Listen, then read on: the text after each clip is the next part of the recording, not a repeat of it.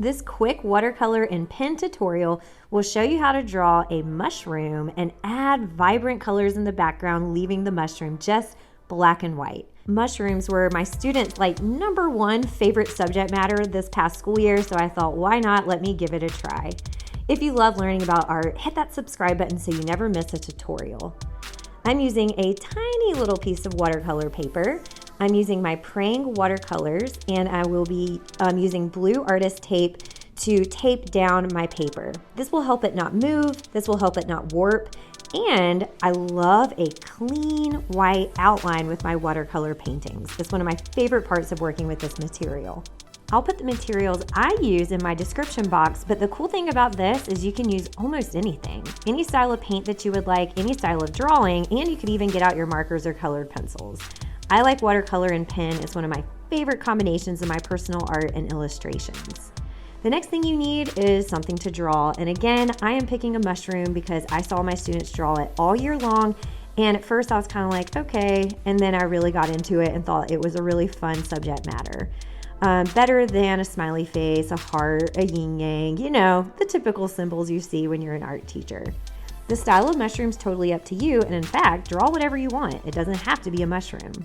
You will notice I am drawing in pencil first, drawing very lightly, and I am using a few reference images that I found on the internet. Make sure if you're using someone else's image for profit that you abide by the copyright laws, change it in some way, at least 25%, or use a variety of source materials and kind of mix and match and make it your own. I thought about doing one that's a little bit more cartoony. I also thought about doing one that was a little bit more had several, maybe 3 mushrooms. And then I decided just to keep this fun and simple. It is summertime after all, and just leave it to the style of mushroom that I think is really fun and interesting. This makes me think of the 1960s, 1970s, you know, right when my mom was like a teenager, a young adult. I just love the kind of retro fun vibe, and I'm a big fan of any organic shape. I love drawing things from nature, and I'm adding circles because is it a mushroom without polka dots? I wouldn't eat this mushroom, by the way. If you ever see a mushroom out in the wild, don't eat it. You just never know. I do know that I'm using my pencil lines, and I will go back and ink it more than once. That is a key when using watercolor. You want to kind of ink your drawing after your watercolor dries, and I like to ink it before. I'm using this really smooth Sharpie pen that I picked up, and I'm going to be outlining my lines to make sure that they stand out, paying attention to line variety and weight. I want some of my lines a little darker, I want some of them a little sketchier, and then I'll fill in some darker areas once my paint dries. I told myself with this artwork I was going to keep it as simple as possible and leave the ink drawing to stand alone and only add color to the background, which is very hard for my brain because I'm a classic overdoer. I never know when to stop. I always add more and more and more. So that's different for me, but I'm going to make sure that I actually stick with it.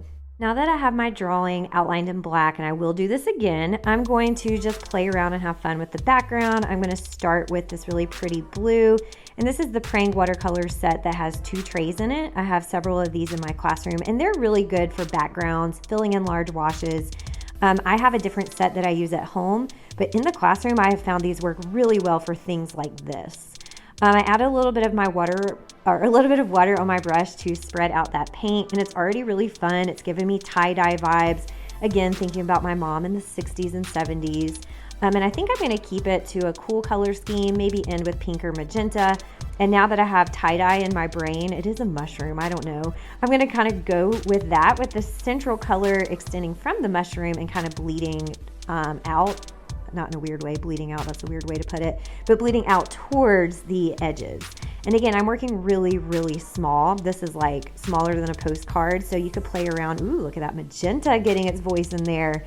You could play around with the size that you use, but I think this would just be a really cute card, a really cute little just happy artwork that is perfect for the summertime, or just something that is quick, easy, with a high level of success rate. It's really hard to mess this up as long as you like your drawing to start with. Before you panic with how my watercolors are kind of spreading, watercolor takes a while to dry. I can always blot it if I add too much, and I am not scared of the colors mixing directly wet on my paper. because I'm using colors that are in the same color family. And if they mix, they're all in that like blue violet category. So they're all friends. They can all, you know, hang out together without any like weird color combinations happening. Also, there's nothing wrong with a little bit of brown in your painting. So if the colors mix in a way that you didn't plan, that can be a happy accident, or you can kind of pull your colors before they dry all the way. The red is a little dominant, so I'm gonna go ahead and add a little bit more of that blue, and then I think it's probably about time to blot some of my paint because I don't like the kind of lines that it's making around the edges where the tape is.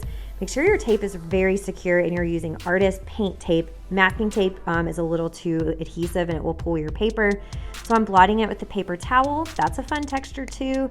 And I'm gonna go back in my same colors and just reapply with lighter washes. So if you want your colors darker, use more paint. If you want your colors lighter, use more water. And don't be scared of them to mix and match on your paper if you're just doing a fun background like I am. I really do love that blue. I want that to kind of be the central area. And I'm just playing around with a second layer. I love layering watercolors. Sometimes I even let it dry completely and come back in and add a second coat so that the colors are brighter, darker, or more saturated. I'm gonna blot a little bit more on the edges because they're pulling up there and I don't want it to bleed under the tape or just kind of have a buildup. So I'm lightly kind of blotting my edges here. And again, you can always let it dry and then come back to it and play around with your color again. All right, now that it's dry, I'm gonna go back in and emphasize some of my pen lines. The reason why I like to always go back in is because it just looks a little incomplete. I do wanna create more line variety and add some thicker lines to create the illusion of shadows. Also, when you use watercolor, if the watercolor covers up your lines, it kind of takes away the opacity a little bit. So I want to make sure, since this is just a one subject black and white drawing with a colorful background, the edges of this are very important. So I want to go back and make sure that those really stand out, and I do make the lines thicker. I want my subject matter to be bang. When you look at this work of art, I want you to see the mushroom, see the line variety, and I just love this style of mushroom. It's cartoony, but not like the Mario mushrooms, which are cute too, but this one just has a really fun style to it. It's an aesthetic that I really like, that I see popping up more and more in images as we're, you know, constantly living in this throwback society where we're always looking back at things and styles in our clothing, drawings, and images that we use. Now for the fun part, removing the tape. Ooh, look at that white. I just love that border. My problem is I always put my tape on crooked. Look at that. If I would just slow down and measure. But it really does have a fun kind of postcard vibe to it. What a fun, just summertime work of art. Watercolor with a black and white pen drawing. Thank you so much for sticking around and making art with me. And if you're interested in more drawing tutorials, check these out. Find my Instagram, thatartteacher_Machado, to see what my students are up to in my classroom. And my website, thatartteacher.com, has free full-length lesson plans, rubrics, and student examples.